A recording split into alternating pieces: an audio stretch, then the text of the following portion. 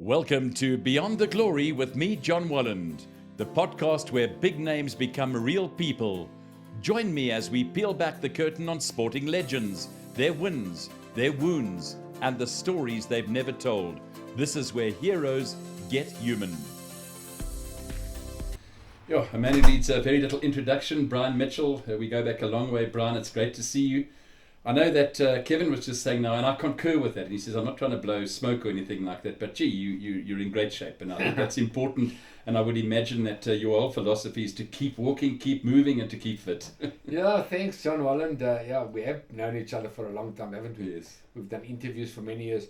Listen, you look great as well. I mean, 68 years old, young, eh? Oh, thank you very much. I like that, Brian. I still exercise a bit, thank you. I still go to the Virgin in my area, in Glen Vista, and I'm very busy with running around with memorabilia as one of my jobs. Yes. I sell memorabilia at golf days and guest speak at many golf days. That's right. And raise a lot of money for charities. Yeah. So I'm running around carrying pieces of memorabilia. I carry it myself. I don't let anybody carry my memorabilia. I think it keeps me a little bit in shape. But I'm out there doing a lot of things. It keeps me on the go. I'd like to hear about the memorabilia because I know in auctioneer, you probably know him as well, Joff van Reenen. And we often chat about memorabilia and that. And I suppose for you, Brian, you've got to be extra cautious in terms of what people are presenting you with and what they're saying is and what maybe isn't quite what is up to expectation. But I'm sure that you vet all that stuff and you make sure that it's actually authentic because it's easy for that stuff to get into your hands. You know, for example, you can take a picture, a photo, and you can frame it, you know, and you can say this is authentic, but that is an area, isn't it? Sure, John. I work a lot with Pietie Meyer, and he's a good man. I know Pietie. Yeah, what we do is we make sure that it's an original signature that we are selling, so we don't do copies, generally speaking. If it is a copy, then you got to tell the buyer that it's a copy, obviously. You know. Yes. So exactly. It's a small market, and you're not out there to cheat anybody. Yeah. Everybody it must be a win-win situation. 100%. You know, somebody must be buying a piece of memorabilia that's value for them. Yes. And value for them is an original signature. Yeah. And of course, we do try help the charities as much as we can. And I would imagine it's all about timing as well, isn't it, Brian? So, for example, like Sia Kolisi now playing in his 100th Test match recently.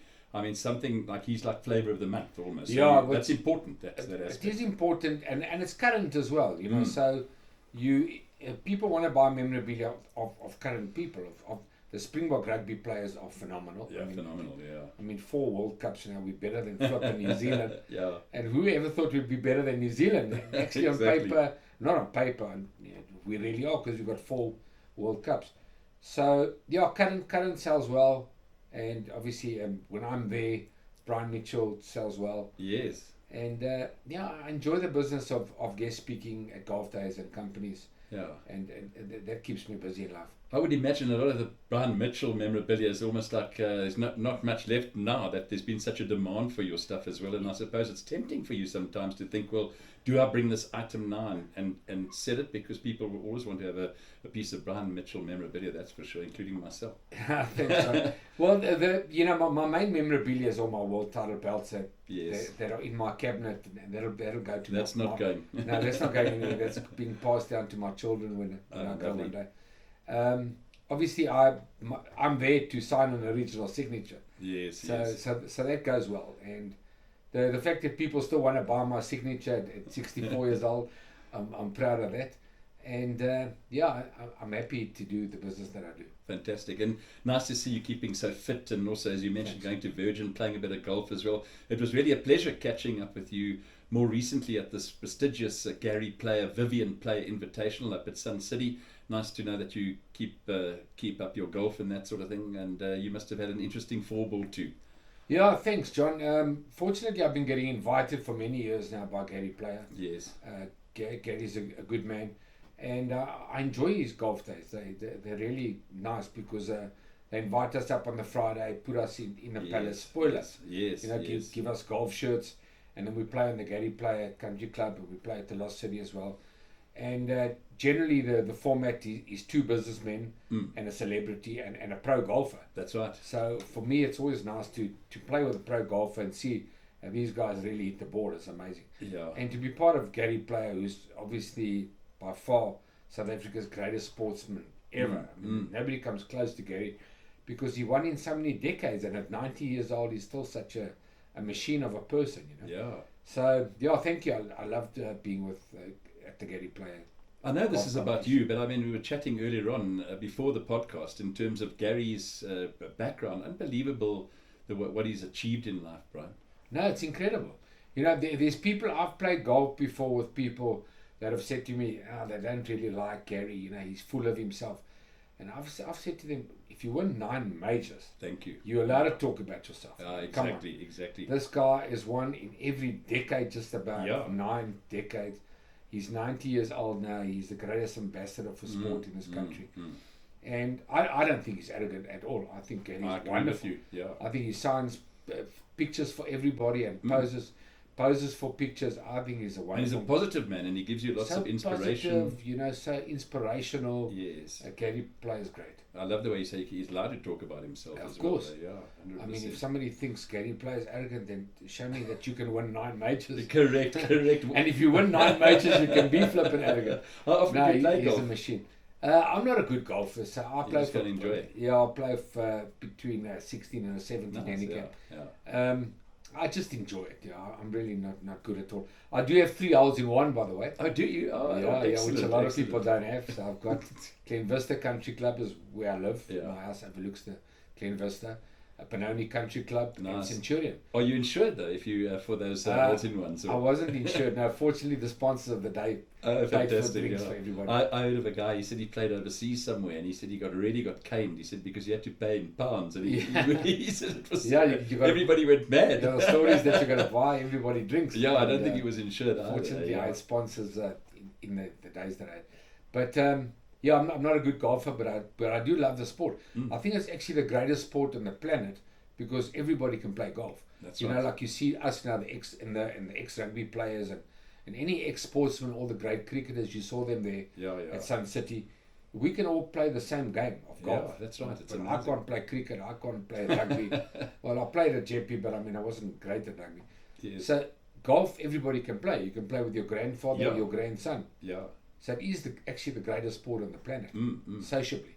You know, you mentioned Jeppy. What a lovely school. Thank you. It's just really going from strength to strength. Proud Jeppy boy. And yes, exactly. Do they invite you back there every now and then to come and to make a speech? I know they got a new headmaster as well. Yes, they've got a new headmaster. He was an ex-head boy there. Yes, yeah. No, they've always been a brilliant school. Brilliant school. All the years. Brilliant. I mean, I'm so with my age now. I was in Jeppy in the 70s and the 60s even. Yes. I was at Jeppy Prep in the 60s. In fact. That's right, Brian. Yeah. So I love the school and I'm a proud Jeppy boy. Fantastic. And what else are you doing? I mean, in terms of your activity, look, I know that you're so passionate and you're very much involved in your boxing. But in the main, what's a day in the life that what does it consist of? Yeah, I'm very busy. So yes. My wife Charlene runs my boxing gym. Yes. The 2 of us do, but I mean she's actually the boss there. Nice. I call her the CEO of the Brian Mitchell Boxing Academy. Yeah. I'm just the face. Yeah. And by the way, lovely pictures of you that you post. It's lovely to see you so happy, and that's thank you. Yeah, I'm on my 3rd marriage. I don't know if that's something to brag about or not, but I'm happily married to Charlene. Yeah, yes. And we got the Brian Mitchell Boxing Academy in Edenvale, and it's doing very well. I've got Ricardo Malajika and Charlton Malajika. Some big names, and Bevan Sabanda and Sia Kusi, you know. Yes. Some really good names that are coming through, youngsters. Ricardo Malajika is a world champion. Yep. And then I'm busy with Golden Gloves. You know, I've been with Rodney Berman for many years. Wow. I've known him for 40 years. How is Rodney? He's great. He's 82 and he's an amazing guy. He's stronger than a 20-year-old. You know, we've just come back from the Philippines now, where he did one of my fighters, Sia Kusi, in a world title fight. We were a bit unlucky. I thought we got robbed in the Philippines for the WBC title. Okay. But to answer your question, Rodney Berman is fantastic. You know, I still with him almost every second day at the Golden Gloves offices. Nivi Groga is now a partner at Golden Gloves as well, and I'm working with him. And that's one of my other big jobs, you know, other than commentating for Supersport. Yes. Yeah, I'm busy. As I said, it's the golf days, guest speaking at golf days. Fantastic. Running the boxing gym, going to Golden Gloves offices, commentating around the country on Supersport. Keeps me busy, and I like being busy. Fantastic. You and I spoke off air, said, Yes. can we ever retire? No. Yeah, no. Why do you want to retire? Exactly. Even if you've got plenty money, which I don't have, but I'm okay. I don't want to sit on the beach in Clifton and wait to look at a whale. I love Joburg. Yes, you can still have a whale of a time doing what you do without Can having have a to whale retire. of a time in Joburg. I couldn't agree with you Joburg's more, the Brian. town. It's absolutely. And in terms of the talent, Brian, and I mean just imagine, I can just imagine if I was an upcoming boxer and I was working under you as Brian Mitchell, you couldn't get better than that in terms of your expertise, your input, just everything about you, your whole 100% commitment to the sport, the inspiration. I don't even know, I could go on and on and on and on. But it must be awesome. You must see and identify we must have a lot of talent in this country. There's a lot of upcoming. Thanks, John. talent. We do have a lot of talent, and thank you for the compliment. When I got back from the Philippines, I got a lot of people contacting me, actually from East London. Yes. Because my youngster, Sia Kowe Kusi, is actually from East London. Yes. And telling me what a great job I did with him there. So I appreciate that. Yeah. And it's almost like reliving my life. So it's fantastic for me that I'm not in the ring anymore. I miss being in the ring. But I'm outside the ring now as a motivator for my youngsters, and I've got two good trainers in my gym, Manny Fernandes and Vusi Matola. They do most of the training, but I'm there always when the guys are sparring and helping motivate them. So I suppose, they've got a decent motivator. I think I've been there, done that, got the T-shirt. Yes. But I enjoy it. Yes. As I said, I'm almost like reliving my life. Yeah. And it does keep me young being in the boxing gym. You've achieved so much in your life. Thank and you. You've got all the accolades. Do you sometimes feel that you would like to be in that ring? Do you feel that I do. You really want to be inside there, and you feel you I can do. a I lot? miss it. Like I said, I've just come back from the Philippines where we fought there on on the Manny Pacquiao show. Yes, And yes, it yes. was. I felt like when I worked in the corner with Sian. Normally, I don't work in the corner as a trainer because I'm a commentator. Yeah. But when my guys fight big fights overseas, I even give up the commentating to go work in the corner because I'm a brilliant. trainer as well. Yeah. And I loved being in the corner as a trainer. It was, Yeah, but I felt like I wanted to be in the ring. You I can can't just fight the imagine. fight for your guy. Yeah. But it's rewarding for me now with the youngsters coming through. Yeah. And there is a lot of talent. Take us back to the beginning. What first drew you into boxing, and your who were your early influences in the ring? So my dad was a South African champion in 1962 when I was a year old. And my dad will always be my first hero. But my mom and dad divorced when I was 5 years old. So I actually grew up, and I'm an only child. Yeah. I grew up with my mom in Malvern, born in Yobra in Yes. 61. Sure. And then raised in Troyville up the road from the Ellis Park Yes. rugby stadium, and then moved I to know the Troyville Hotel. Yeah, I was It's a so good one one. block from the Troyville Hotel Are you is serious? where I grew up. Yeah, Brian. That's amazing. From till age about 10, 11 years old. Yeah. And then we moved to Malvern. Yes. And then I spent most of my amateur years at the Malvern Club. But I'm an only child. My late mom and dad, obviously they decided we're either going to do one good job, or when they saw I was born, they thought, we can't do another bad job like this. Yes. So you're a real latte there. When did you first start? Where did you put on the... So 9 years old, I started It's at the amazing. Ellis Park Boxing Club. Yeah. That's 55 years ago. Gee whiz. So I've been in the sport for forever.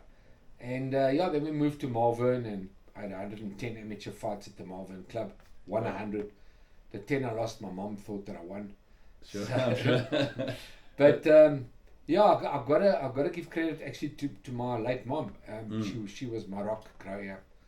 She was she didn't want me to box. Her only little boy. Yes, You yes. can imagine, a mother doesn't want the only little boy to get punched in the face. Yeah. But she knew that's what I wanted to do. And my dad was Fantastic. Brian Mitchell, the original Brian Mitchell. Yes. And I'm Brian Mitchell, of course. And my oldest son, who's pushing 40s, is Brian Mitchell as well. Isn't that amazing, Brian? Yeah, so I've got a son, Brian Mitchell. Nathan Mitchell is my 35-year-old son. Yes. I've got one daughter out of 4 kids. Wow. Candace Mitchell, who's 34 now. And then I've got a Light Miki from my second wife, Damon Mitchell, who lives in yes. America, who's Fantastic. 24 years old. And love boxing.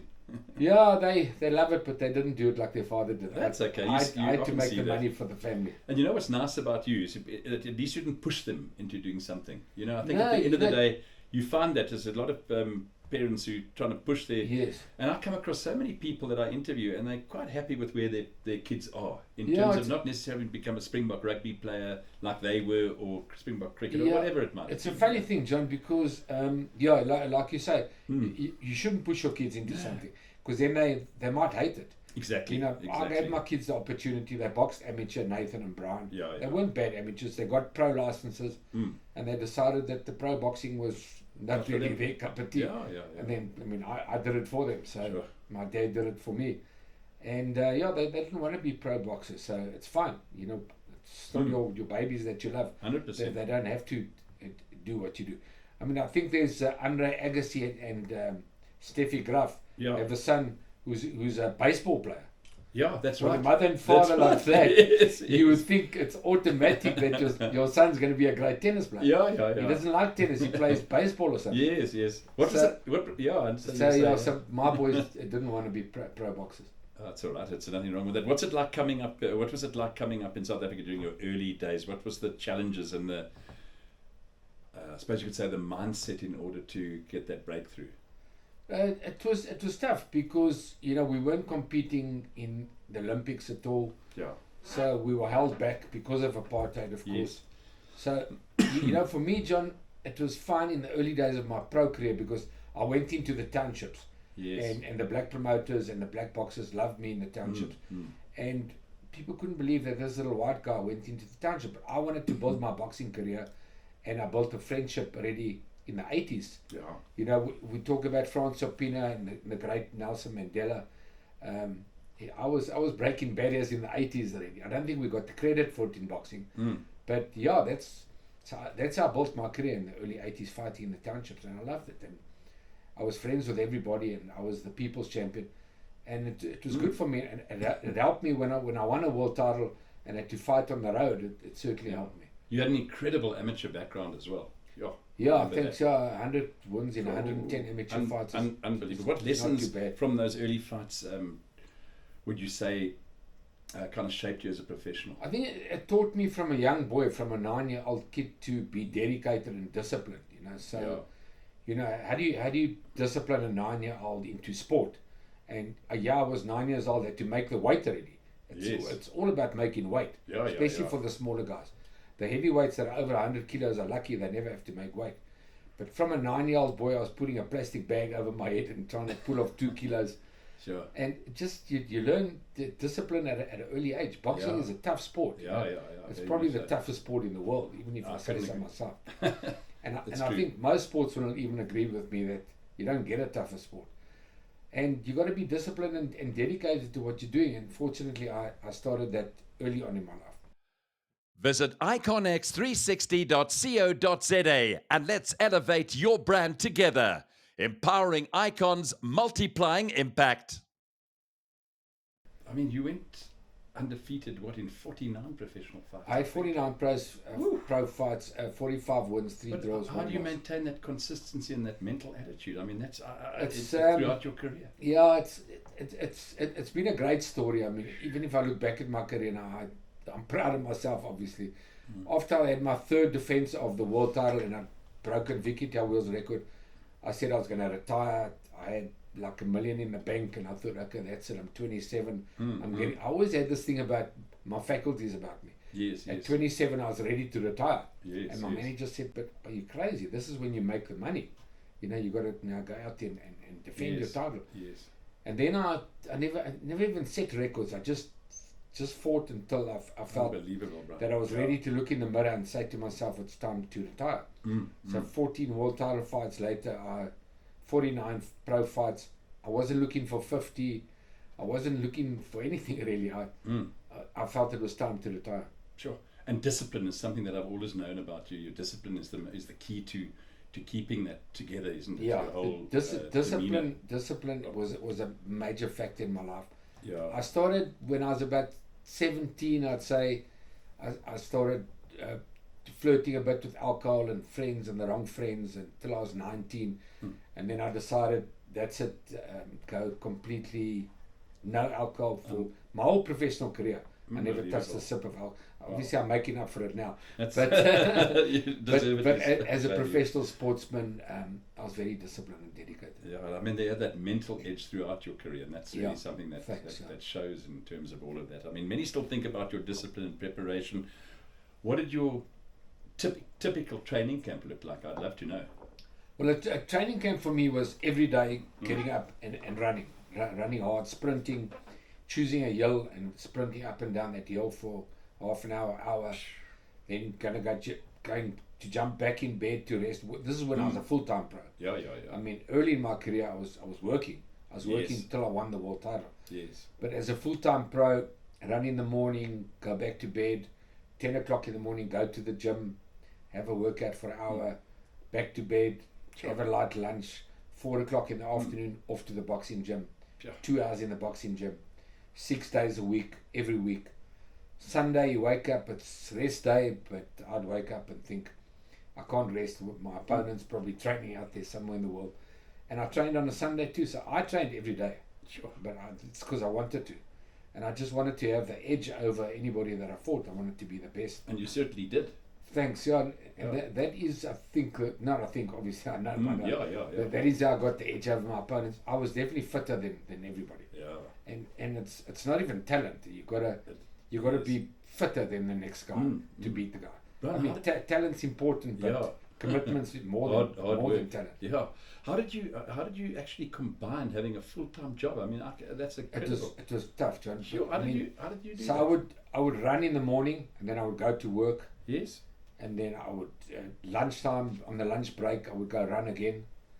And then after work at 5 o'clock in the day, this is when I was a young pro, when I was like 19 years old, I would get a lift from Malvern to Mayfair to go and train in the evening. Yeah. And I would do that like every day, Monday to Thursday. And I'd have work in the day. I was a tool and die maker. I was working in the factory. Yes. But it's what you got to do. That's what your life's meant to be. That's what it's meant to be. I didn't think it was hard. I thought it was great. I thought I'm a professional boxer. That's all I wanted to be. Just go. So just go. When you're young, you got that energy anyway. Yes. So for me, going to work and then going to the gym, I didn't see it as hard. I saw it as a compliment to me that I could be a professional boxer and work as a tradesman. But fortunately, I won the South African title young at 21. Yes. And then I could give up the trade and I could work as a salesman and have an easier job. And when I was 25, obviously became a full-time pro. Sure. What was it like stepping into the ring abroad? I mean, it's a completely different type of psycho. It was very tough. Can you imagine? Because you can imagine... Pressure. Well, you're going to somebody's backyard. Whether it was Italy, America, France, Spain, wherever. I went to Puerto Rico, I went to Panama, I went to France, Spain, London, America. Yes. And I was always in my opponent's backyard because I was the little South African. Yeah.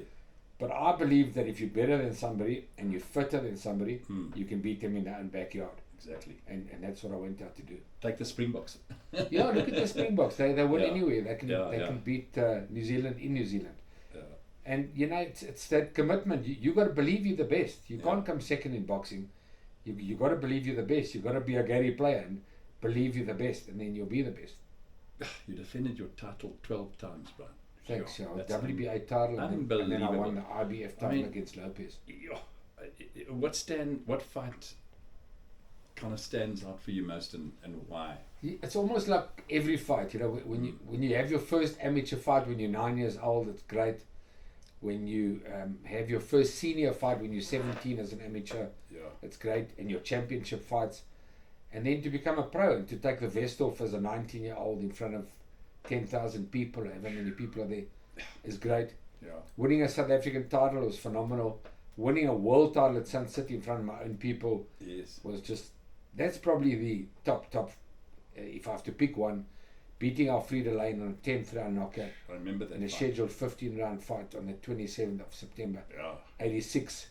Sal Kersner and Annelien Kriel put it together. Yes. That's probably got to be the big one for me. But then beating Tony Lopez in Sacramento in my 14th world title fight, beating him at home was kind of the cherry on the cake. And I did have 2 comeback fights after that. I retired for 2 years and came back and fought twice. but it was the wrong decision for me to come back and fight, although I won the fights. I wanted to retire as an undefeated world champion, and fortunately I got through that. You say maybe the wrong decision to make. What lured you back though? Was it just, I mean, you probably had a lot of pressure Bit from of- fans and Bit of companies greed and even, business. which No, that's okay. money and yeah, you know, I don't know. I was offered. Rodney Berman said to me one day, Yeah. that's a crazy story, but I'll tell Yeah. you the story. So now I'm retired. I'm 2 years out of boxing. I'm a retired world champion. I don't need to fight again. I'm 33 years old. I'm flying on a plane with Rodney Berman to America. I'm managing Corey Saunders. I'm one of Yes. his managers. And Rodney says to me, if only I could fight again, I could top the bill at Sun City. So I said to him, well, if you pay me $1 million, I can look at it. Yes. And he said, would you? And we landed in America. We spoke about it. I didn't get the $1 million, but he did pay me well. And I said, well, maybe I should fight again, because now I was missing boxing at 33. Yeah. But I did something that I said I would never do, was make a comeback. And I did come back. And I won the fight. Then I had a second fight with Rodney Berman at Sun City. And I won it as well. And I said, but he was great. Yeah. Because he wanted me to fight for another world title, because nobody could top the bill those years. I was the main guy. And I said to him, I don't want to do it anymore. He said to me, great, let's call it. And we called it together. And today I still work for the man. Oh, wonderful. Did you ever feel underestimated, and how did that fuel your drive, Brian? I think in America I was underestimated when I went to fight Tony Lopez. I had 11 world title fights, and I was going to my 12th. And they felt that he'd fought much better opposition, and because he'd beaten a couple of world champions before me, like Rocky Lockridge and the guys. Yeah. And they underestimated me in America, so I had to show them that hulle weet nie wat ons weet nie. I had to become Dricus du Plessis and show them that we, you know, South Africans are better than the whole world thinks. There's no question about it. I mean, you can't even. Haven't we shown the world in every sport? In every facet, yeah. Okay, It's absolutely maybe wonderful. soccer we're lacking a little bit, but I mean we are coming right in soccer as well. Yeah. But in every sport, we've gone out there and we've conquered. You know, Yes. we are a strong nation. Yeah. So- Are you mates with Dricus? Yes, good friends with Dricus du Plessis. Oh, I man. think he's unbelievable. Unbelievable. I thought in the last fight, the clown that he fought, I didn't like the way he fought. Yeah. But I mean, Dricus is a machine, and he's been a good ambassador for the country. Yes, and like you have as well. I mean, Yes. basically, how do you feel your success has helped the path in terms of other boxers' success?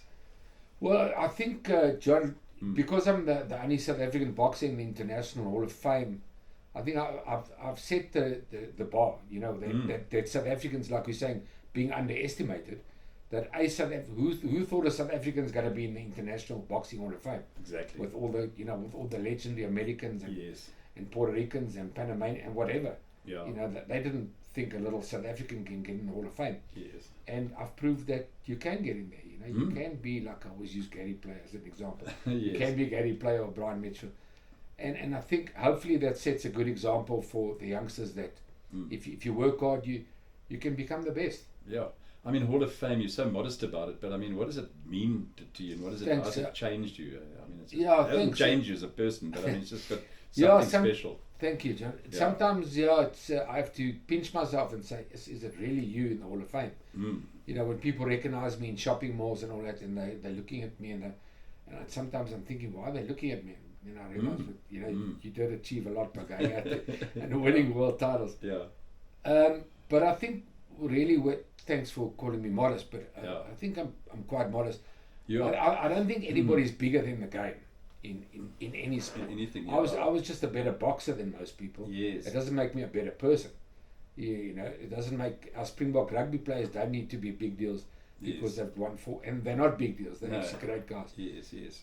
Our sportsmen are all modest. I don't really know of anybody I can say that's arrogant and thinks they are bigger than the game. And I think South Africans are good people and nice people. And why not be modest? I mean, no one is bigger than life. No, Bigger than the 100%. game. I've often wondered if you were to step back into the ring again, who is there someone that you would really like to fight? Well, Jake Porter I'd like to fight and Yeah. beat because he's such a big mouth and he can't fight. Yes. I would love to have fought Zuma Nelson, the other African. Yeah, I remember him. Yes. That was in my weight. That's a superstar. I would love to have tested myself against Zuma Nelson, and the great Floyd Mayweather. I don't say I would have beaten Floyd Mayweather, but I would have given him a run for his money. Yeah. And he's got a lot of money. Yes. And hopefully I would have been paid a lot of money. Yes. So I also missed the boat by 20 years. I've got to blame my parents for that. That's okay. I would have made a lot more money if I was born 20 years later. Yes. But I can't complain. I can't complain about life. I've had a good life. Yeah. And I'm still having a good life. What did you think of Sugar Ray Leonard? Yeah. Sugar Ray Leonard's the ultimate. Sure.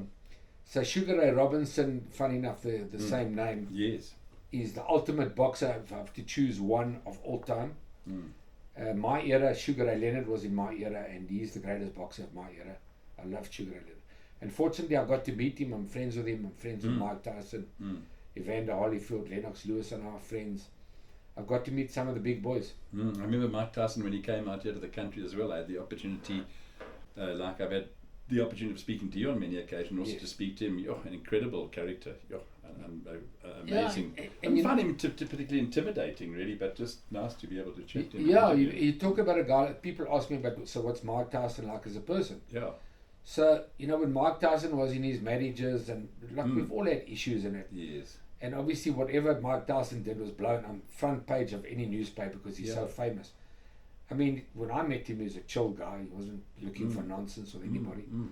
So, I think maybe it's also blown out of proportion what a bad guy is, the baddest guy on the planet. Yeah. I find him to be a nice guy. Do you know what I found a little bit unfair? We were chatting about this the other day. In fact, I chatted to Jody Scheckter, our ex-Formula One champion, is how, for example, you can be thrust into the limelight because of who you are, going through a divorce. But what about the many else. others of people who are going through exactly the same thing? What about the 52% of South Africans that are getting divorced? Thank you. So why should you be that? I don't understand it. Is it sensationalism? Well, of course it is. It is but, sensationalism. we want to hear about this. We want to hear about this particular person.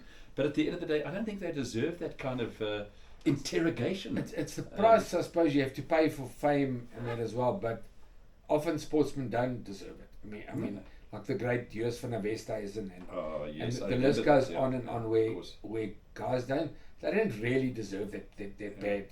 And they don't back off because something go for the jugular. Yeah, because let's talk about Joos on how great he was as a rugby player. Yeah. His private life after rugby is his private life. 100%. Because it's a sports person. And we're talking about Mike Tyson, they've done the same to him. Yes, exactly. Because you're that sports personality. Yeah.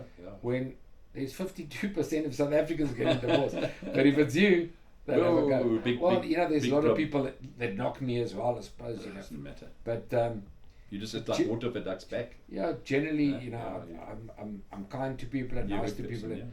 And I've never turned anybody away for an autograph. I believe if you're famous and you're out there, you must sign autographs. You must be that person who has pictures with the fans. The fans are the people that pay to see you fight. 100%. That's who made you. How was your transition from being a world champion to life after boxing? I mean, not that it was ever life after boxing because you're still involved. Because I'm still in boxing. Yeah, but I mean the transition. I mean, it must have been, sometimes financially it's tough, Jim, I can imagine, Brian. Yeah. Because you go from earning, only in the end of my career I was earning millions, but you go from earning millions a year to now to a regular person. Yes, but your overheads don't change. You've got this fancy house and this fancy car and your fancy holiday homes, and you've got to pay for them. Yes, and you've got to pay the upkeep. So things change financially. Yeah.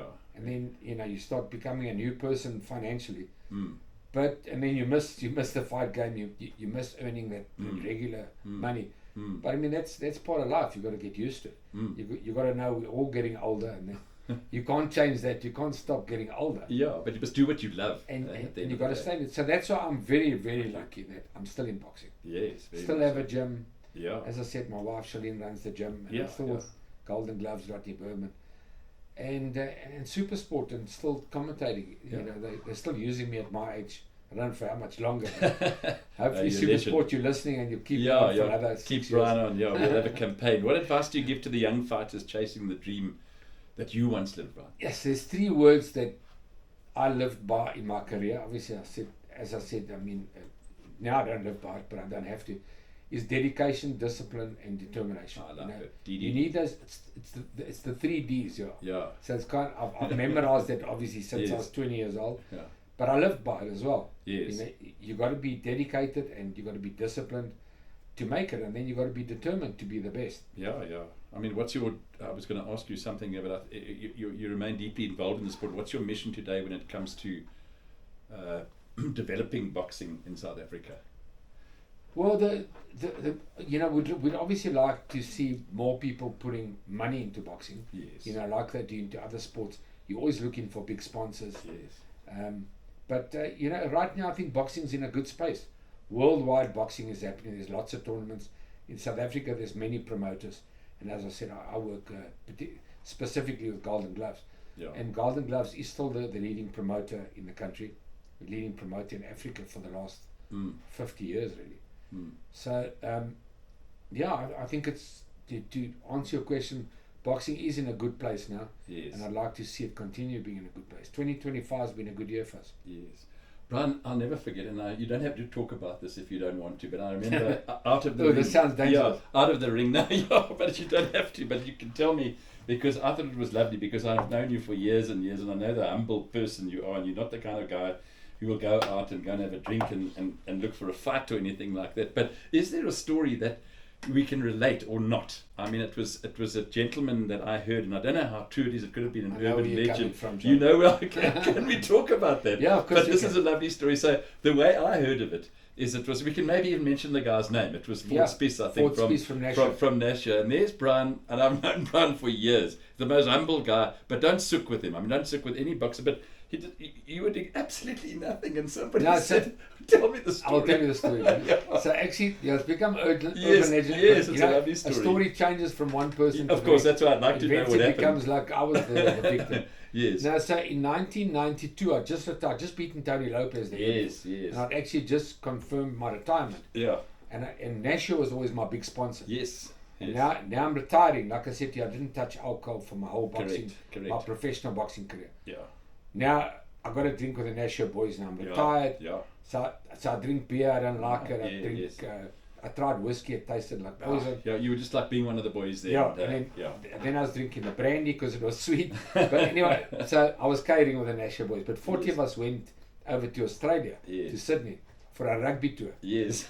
And I had I was a proud South African with my Springbok supporters jacket. Yes. So we went to a pub, and I think we were there for a couple of days. Yes. We're walking back to the hotel now, but obviously we've been drinking all day. Yeah. And this guy and his girlfriend or wife looks at me with my South African jacket, and he says, "Yeah, we're gonna F you up tomorrow, you know." Yes. So I'm like, "No, we've been drinking the whole day as well." So I said, "Well, that's not happening, buddy." I said, and then he like chirped me and he swore at me. Yeah.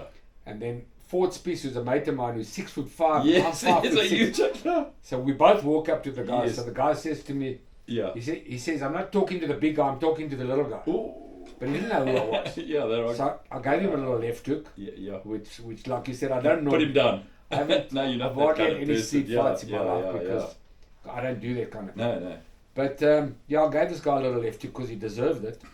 And then we had to run to the hotel because they called the cops for us. Yeah. But anyway, then the next day the Springbok rugby players heard about it. Yes. And they loved the story because, at the end of the day, we don't like the Australians and they don't like us. Yeah. They think we're arrogant, we think they're arrogant.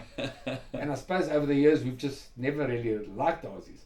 And the Springboks love the story that Brian Mitchell's in town and he punched an Australian.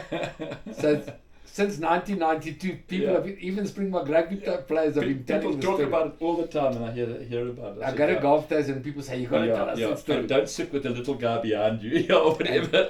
And it was just happened to be. He's 6'5", Ford Spies. Sure. I'm 5'6". Yeah. And I wanted me, so he got me. Unbelievable, Brian. It's been such a pleasure chatting to you. But I'm sure there are lots of things that maybe I haven't covered, but I think we've covered most of. Thanks, Johnny. I think it was a great chat. You've been absolutely amazing. Is there anything else I haven't asked you, or that you wanted to talk about that I might have alluded to in terms of going forward? I know you are so progressive, and I know that what you've done for boxing in this country is absolutely unsurmountable in terms of your commitment, your dedication, your passion.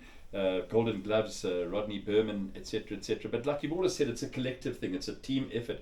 And you're inspiring a lot of up and coming boxers to achieve and to, moreover on the big stage as well. So I think that we can see a lot of things coming from boxing with your involvement and your commitment and dedication to the sport that you love so Yeah, much. thanks, Johnny. Yeah, to aspiring young pros out there, like I said, that triple D, dedication and discipline, you can't beat that. Train harder than the next guy, and you can be a champion. I mean, I've proved it, and as I said once again, I love Gary Play.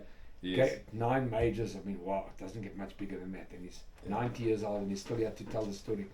Yeah, if you believe you can be a champion, and you'll be a champion. But you've got to put in the hard work. Yeah, I must show you. I showed this to another colleague of mine that I was interviewing the other day, and one of the interviews, and I was talking about Gary Play because it was interesting. I saw this on his golf cart. Don't you love that? I mean, he says under eat. I mean, that's easier said than done. Yeah, I guess exercise, read, meditate, pray. But how many of us exercise enough and under eat? We don't. That's right. Everything in moderation, like you say. But it's nice to know that he has this, and he does sort of aspire to to these principles of meditation, love, ice bath. Have you ever had an ice bath? It's never really been my cup No, of tea. I don't think I like but I suppose or whatever works for you. Yeah, gratitude. That's important. Yes. Sleep, laugh a lot, keep busy. Friends. That's important. Do things you don't really want to do. The big word is be kind. I love that. And I saw that even when I walked into the building now to do the interview with you. Be kind, yes. I saw a big sign, be kind, and you see it on the billboards around the country and that. And I think that's just those 2 words, be kind. I mean, it doesn't get much bigger or better than that, isn't it? Yeah. It doesn't matter who you are. No, you're so right. Just You're be so kind. right. Yeah. Thanks, Brian. Thanks, Johnny. Catch more conversations with sporting greats on band.link/beyondglory.